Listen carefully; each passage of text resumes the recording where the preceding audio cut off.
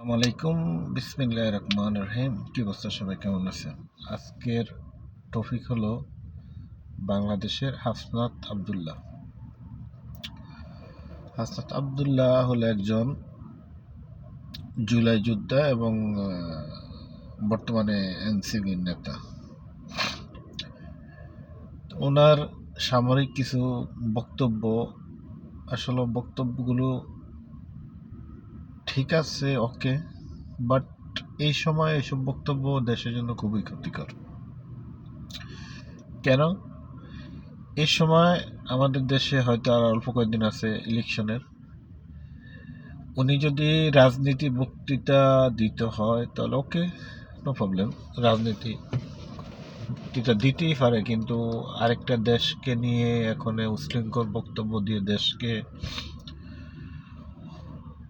খুব ঝামেলার ভিতরে ফালানো আমি মনে করি, এবং দেশের মানুষের সমস্যা করা এটা ঠিক না। কারণ তাদের এখন দরকার হলো ভোটের দরকার। মানুষের বাড়ি বাড়ি যাও, যে ভোট খুঁজুক। মানুষ যদি ওকে ভোট দেয়, ও কি সমস্যা কি? মানুষ যদি ভোট না দেয় তা তো ওনাদের কোনো সমস্যা নাই। কিন্তু বর্তমানে যে ভারত বিরোধী যে বক্তৃতাগুলা উনি দিতেছে এবং দিয়েছে, এটা আসলে ওনার জন্য ক্ষতিকর না, কারণ উনি ফোলাফান মানুষ, আর বর্তমানে একটা রাজনীতি দল গঠন করছে, বলতেই পারে। বাট সরি, বর্তমানে এই সময় এই বক্তৃতাটা খুবই ক্ষতিকর আমি মনে করি। আপনারা রাজনীতি ফায়দা তুলতে গিয়া দেশের মানুষকে জিম্মি করা কোনো ঠিক না। কারণ আপনারা বলে মানুষের জন্য রাজনীতি করবেন, তাহলে ওকে। আপনারা উল্টাপাল্টা বক্তৃতা দিয়া দেশ মানুষের সমস্যা তো করার কোনো নেই। এই যে আপনারা এক বক্তৃতায় বাংলাদেশের মানুষের অনেকের, তারা ইন্ডিয়া গিয়ে চিকিৎসা করা, হয়তো আমাদের দেশে ভালো কোনো ডাক্তার নাই এবং আমাদের দেশে চিকিৎসা খুবই নিম্নমানের, এবং আমাদের দেশের চিকিৎসা খুবই বেহাল অবস্থা।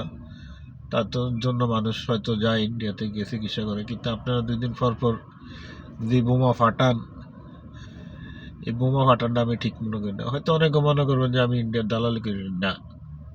ইন্ডিয়া আমাদের জাতিগত শত্রু। আমি আসলে পৃথিবীতে শুধু 2টা দেশকে ঘৃণা করি, একটা হলো ইসরায়েল আর একটা হলো ইন্ডিয়া। এই 2টা দেশকে আমি খুবই ঘৃণা করি।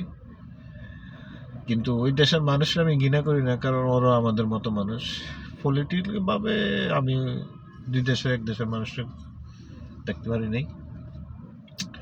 তাই বলছি হাসনাত আবদুল্লাহকে, ভাই তুমি রাজনীতি করো ঠিক আছে, কিন্তু তুমি যে বক্তৃতা দাও, বক্তৃতা দিয়ে আসলে তুমি ভোট পাইবা না, দেশের ক্ষতি করবা। তো তোমার জন্য ইলেকশন করো ঠিক আছে, কিন্তু বক্তৃতাটা একটু ভালো করে, যারা অভিজ্ঞ রাজনীতিবিদ আছে, রাজনীতি করে, তাদের কাছে আগে স্কুলে গিয়ে ভর্তি হও, ভর্তি হয়ে তাদের কাছে রাজনীতি শিখো, তারপরে তুমি মাঠে নামা, সমস্যা নেই।